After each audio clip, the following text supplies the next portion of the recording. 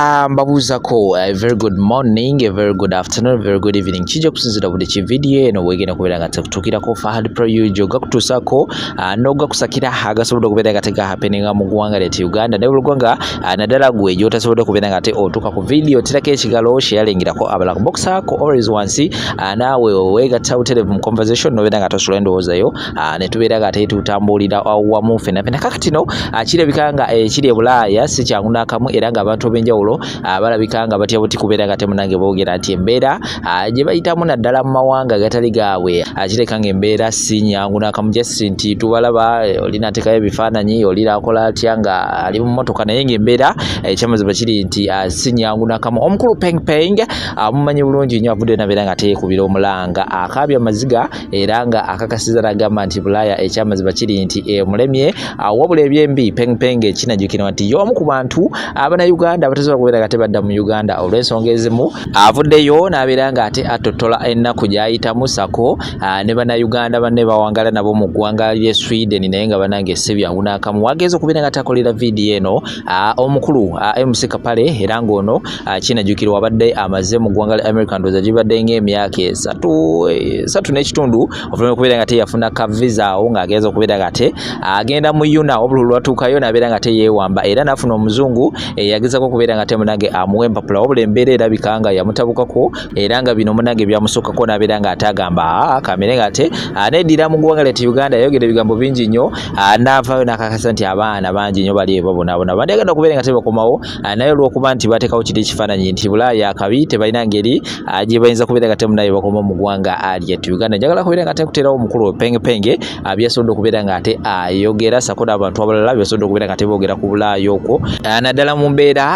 gye bali mu kubeera nga te bayitamu wansi awo akabokisi ojja kubeera nga te nawe osula endowooza nga kutegeeza okusinziira ensonga nga bwogenda okubeera nga te oziwulira shekashafu musomi wa dduwa bujukiza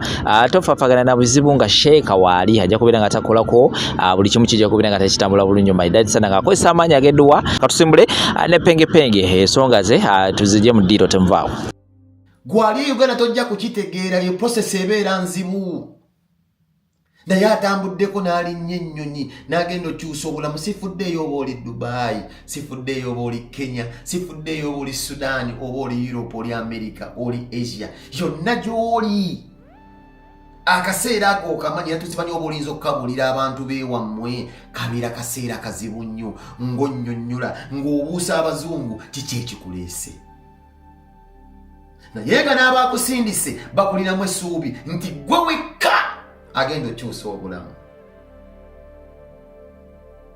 era byonna obikola n'otandika okuyiiya westablishinze otya obulamu bwo okubeera ng'osimba amakanda mwene ensi empya omutali kkojja omutali ssenga benkuze nabo ntandikiddewa naye nga kyolina otandika nakyo baakulagiridde ekiyumba tikikiri wali waliwo akusomedde olugero genda ogambe bwoti ne bwoti abamu kummwe mwetuma ne bye mutali era bamu kummwe mwewaayiriza nti muli basiyazi kye mutali noyogera statement nga n'abazadde mutoyinza gibagamba nti yewayogera okulaba nga weestablishinga mwene ensi y'abazungu abamu engero zammwe mba muzinnyonnyola abazungu zesittaza nga muzadde wo abagiwulidde oba aluwulidde agamba mwana wange oba twandisigadde ewaka ne tuli amaluma naye ng'okikubyewo ekigambo ekyo kitunzizza abazungu si nti nno oyagala bakigule oba mbu kyobagamba kyerwe kiri okibagambye kubayagala kukyusa bulamu awo Mukama n'akuyamba yonna process gy'oba ogenda okuyitamu n'ogiyitamu okulinda abamu bafiiramu eyo process depression bazifuniramu eyo process okwekyawa abamu balindidde ebbanga n'owulira nti amaze mu America emyaka 10 tafunanga mpapula amaze Sweden emyaka 5 tafunanga mpapula yonna gy'awangaalira tafunanga mpapula njogera ku bantu abasoomoozebwa abali mu diaspora nawe wali Kenya Sudan wali tewali mpapula era kikuzibu wali ofuna omulimu nammwe mulina emisanvu gye muyitamu nawe era oli wa diaspora kuba wava mu nsi yo gye wazaalibwamu ogenda okyusa obulamu mukyo Mukama abeera bwezi naffe n'atuyamba n'atugumya n'atubudaabuda naye mbagambye abasinga bava ku mugendo obwongo bukyuka beekyawa ate abamu batende waliwa kuba bw'olinda ennyaba kimanyi ababeera mu bazungu bakuterawo omutemwa gw'essene kati guzikuwodde Kampala era abamu bazikkiriza nga batende waliddwa balemereddwa kuba tebibeera byangu kati awo wonna olina oyiga situation system etambula etya nfunye ntya omulimu ntandikidde wa chambers nina okubeera nga nnyingira okubeera nga nestablishinga nga nkyusa obulamu jjukira wavudde e Uganda olina ekuyanja y'abantu abakulinze obeere ng'okyusa obulamu era naye wagenda ofunviridde ng'obagambye nze nzekka gwe birina okubeera mu n'essuubi kama mbaya nze ngenda okyusa obulamu bwammwe olina abantu 150 bagamba tofa oba Maria yagenda otulinamu essuubi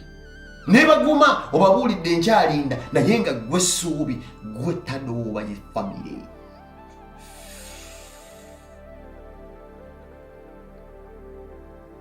mukyowo n'ogumira emisanvu gyonna gy'ogenda okusanga e Bulaaya naye Mukama n'akubbulula n'akuwalya ekiri mulimu mirimu ki gye njogerako nno olwaleero baganda bange nsaba mumpulirize abamu singa mulina kumanya okubuulira emirimu gye tukola no mu Bulaaya ne mugamba famire yammwe era famire zaffe zanjiyinza okukaaba gy'osanga omusiyazi ng'asingayo kabina okufuna essente naye nga maama alina okufuna ekyokulya sente azye tamanyi sente gye ziva kumba omwana asingayo kabina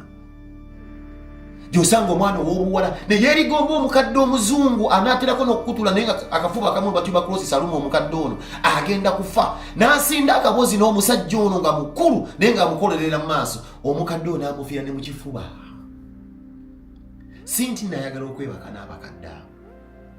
alina ensonga kyalina okukyusa famire nkujjukiza era nga ntandise vidiyo nga nkugamba enku yanje emuliko erindiriddwe omwana oyo gwe basindika agenda akyusa obulamu abamu nno kuffe mu kujja eno abamu si baana bagundi nti oba bagundi nti basente yaliwo okubeera bagamba genda visa paperwork agenda ngingira nedda abasinga twejjako bye twalina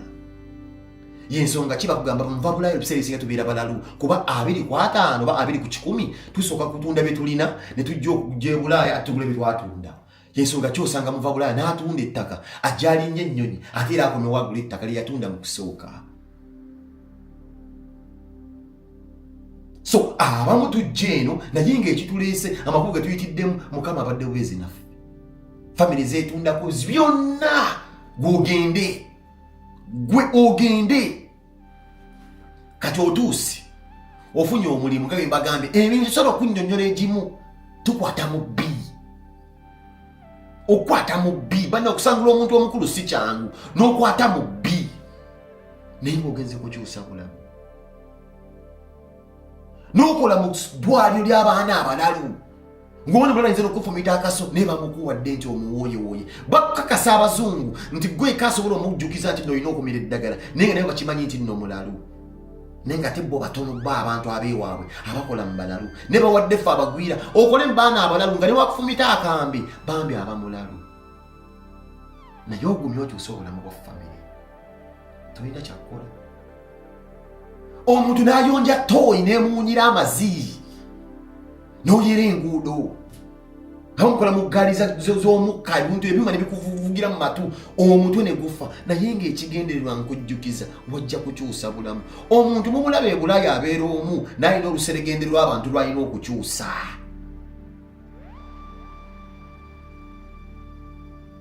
kati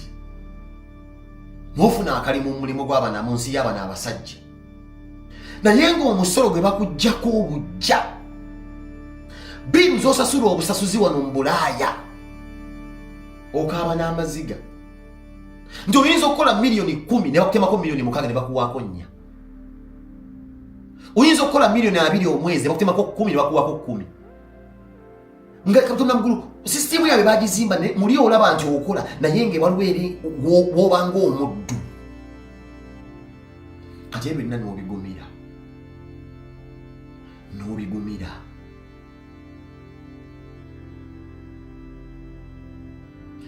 okola kinene bakusasula kitono abamu kuffe tulina mpapula ng'okola bulaaka nakukozesezza kimanyi okola mu bumenyi bw'amateeka tolina mpapula tomulope wantu bonna kuba mwateesa yakuwa kaashi okola nzirugavu kati omuntu oyo bamudduwe nti tulina bwoyinza mulopa mu mateeka kwa naawe kennyini okukola tokkirizibwa kukola olina kulinda so yakujuna n'akuwa omuntu kitegeeza there was a mutual consent oba agreement emwateekawo okubeera nga mwesasula mu mpalo n'abo abantu gye bali abannayuganda bawangalira mu diaspora nga bambi akola nzirugavu teyafuna mpapula ne bamukozesa obuddu kaafuna taaloope nti bankozesa olwo ne bamugamba ti waliwo sente ate analoopawa talina mpapula oyo naye n'aguma ne tudda kuwona alina enjeru alina empapula n'akola naye ng'akola kingi era afuna kitono bamusala omusaala oba omusolo wano wawangalira alina bbiru z'osasula ne establishinga wano mu bazungu naye ng'obulamu bukambwe kaakati nkujjukiza mu kusooka nti yajja naye ng'alina abantu be abamusiga ne bamugamba nti nno gwe tulinamu essuubi kitegeeza ki ekyo nti wadde ligadiresi mbeera ki gy'ayitamu wano talina kwerabira nti waliwo abamusindika nti gwe tulinamu essuubi kati akola enzirugavu oli waliwo wagenda n'akola ne bamumma ne sente kuba talina mpapula n'afissa kaafissa ke bamuwadde noona akola enjeru akola kinene afuna kitono naye afissa kaafissa bombi balina obuvunaanyizibwa bwe bumu balina okudduukirira abantu b'ewaka okirabye nti bombiri tebafuna era ebulaya tetufuna nnyo sente ziri awo buno tulina okwewaana ennyo kuba buli sayidi batukozesa ate batusema omusolo bw'oba tolina mpapula otoba bw'oba olina empapula era sitiiro bakuggyako omusolo nezibiru bazikulinze ti naawe ofuna kitono naye abeeka batulinze kaakati tuweereza tutya sente e Uganda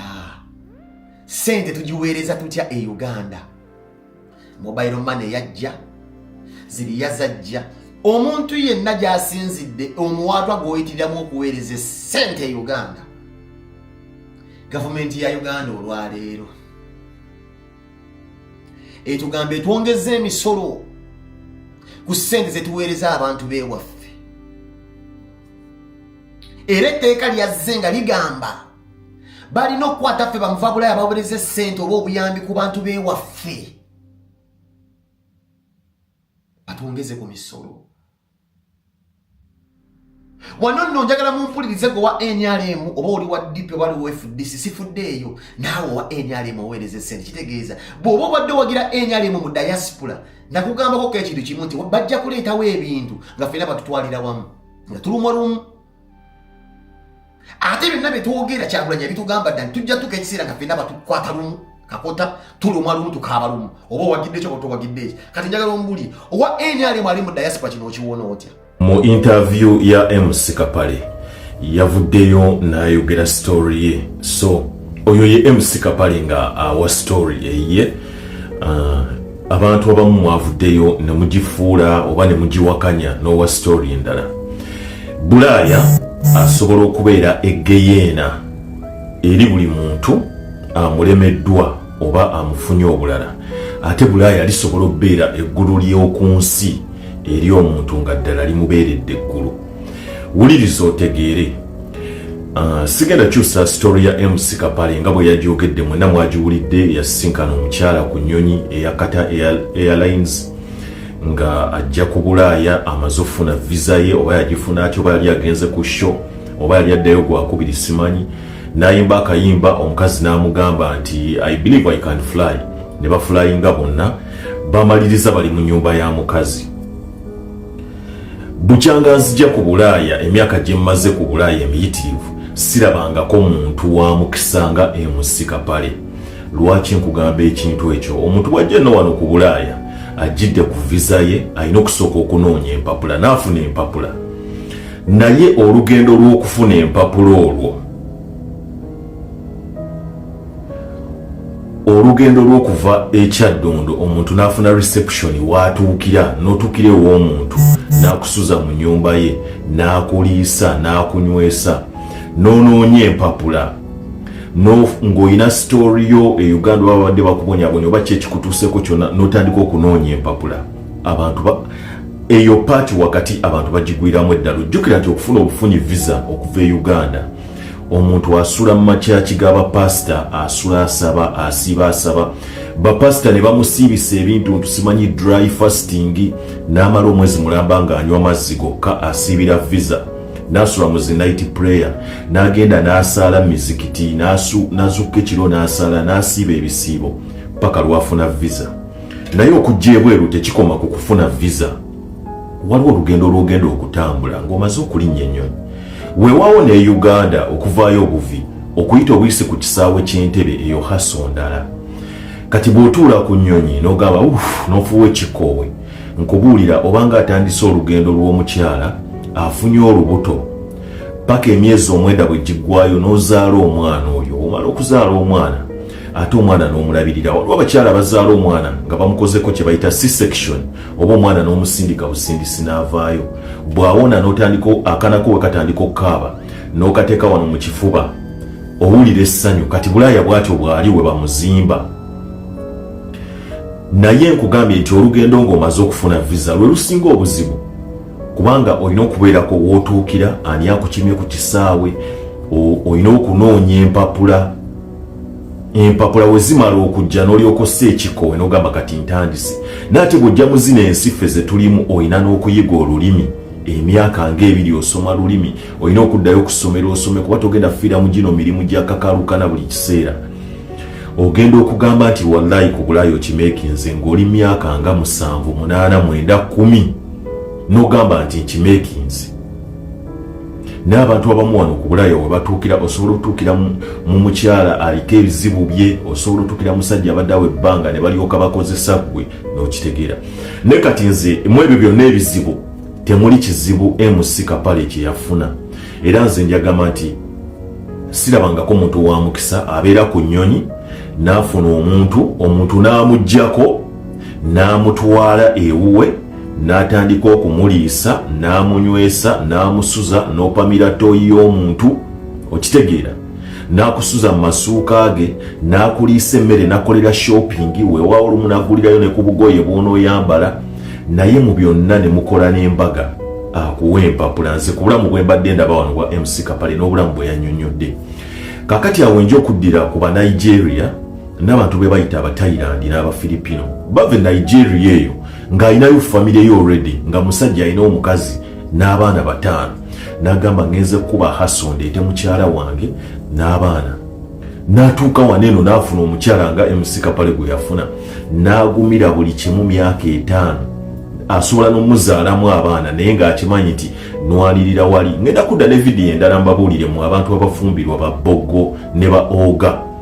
Ebintu ebimu ku bye mutamanyi.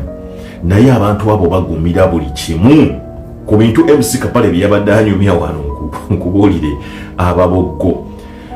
Ku Bulaaya we baba bakolese bulesi sometimes soka olina okubeera omuntu omuwombeefu. Abantu abamu bajja waneeno mu bufumbo nga babajje na bujja Uganda n'atuuka waneeno mu bufumbo n'okola amampaati era kama amala nakwata eri gy'ogenze n'oddukayo ate naawe n'oleeta omuntu n'omujja Uganda naye nakola shege n'oli naye n'aleeta okuva omulala naye n'amukola shege n'afuna omulala like psyche egenda ebaddamu bwetyo kasita oba nga toli honest na muntu. So nze mbagambye nti MC Kapale that is his story. Bulaaya bwatyo bwe yamuyisa kibi nnyo kuba nawuliddeko zi stories nti bannayuganda tebaamuyimirirawo. Nalabyeko bannayuganda abamu abagamba yabavuma bintu bingi nnyo abantu bye boogera, but that is his story.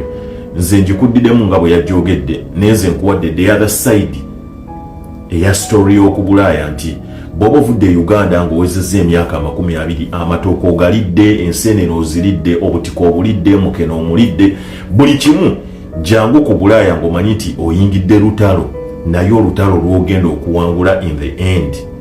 Omala n'owangula wano, omala n'ofuna empapula ku ovuddeyo olina ebizibu byo, empapula ozifunye ozzeeyo osomye, ogenda vuga buli kika kya mmotoka ky'oyagala, ojja kukwata buli kika kya ssimu efuluma gy'okwata. Gwakola decisions kyoyagala okukozesa sente zo. Oyagala zimba za apartments Uganda ozimba. Ne Bulaaya is not just a walk over. Totuuka butuusi wano ebintu ne byekola byokka. Abazungu babatendeka okubeera independent era amasomero g'abazungu gasomesa nnyo abantu wano okubeera independent. Yensonga lwaki olaba abazungu bali self reliant, babeerawo mu nyumba zaabwe, gwe nolowooza bali lonely. Era abantu eno ku Bulaaya omuntu abeera yekka mu nyumba, gwe nolowooza ali lonely, naye bakibatendeka. Kati kye kintu kye batatendeka bannayuganda, kubanga ffe mu ssomero omusomesa ye pamphlet, omusomesa ye textbook omusomesa ye Atlas. Abalungi abatuuliriza era abatulaba olunaku olwaleero tuchaddeko ewa Sheikh Asiraf Dembe. Sebo sanyusa okubalaba amannya agange nze Sheikh Asiraf Dembe akola ku bizibu by'enjawulo. Omuntu singa aba alina ebirwadde musomereddwa tumuwa amazzi ga lukuya nga bw'obadde ogalaba tugenda abantu ku kyoto ne twokya emizimu emibi egibabaamu n'okulomba edduwa. Abantu singa abeera ng'ali wano atuuse sobola okumulombera edduwa ne waba atatuuse nga mpadde amannya ge naye ng'ali wala. Neetaase ennamba yange yeeno eri 07 01 76 37 11. Nammwe bannyinaffe abali ebweru oyagala okuba nti oyagala okulombera ku dduwa ng'olina ebizibu viza zibuze amaka gakolongotana sente zikola zimpita mu ngalo ojja kumpeereza ekifaananyi kyo n'amannya go ebyo byokka bijja kummala nja kukulombera edduwa ojja kutereera. Olunaku olusembayo mu mwezi mba n'edduwa eyawamu ffenna n'abalwadde bange abakadde n'abapya. Salaamu alaikum warahmatullahi wabarakatuh.